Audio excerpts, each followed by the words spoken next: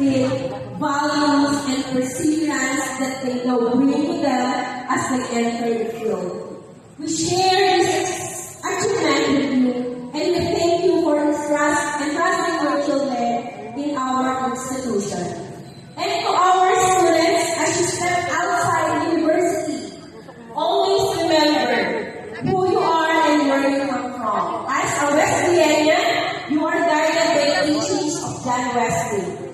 To do good, to do no harm, and stay in the love of God. Dalhin ninyo ang mga aral nito sa inyong pagsasanay at sa bawat pangkulit ng inyong gagampanan.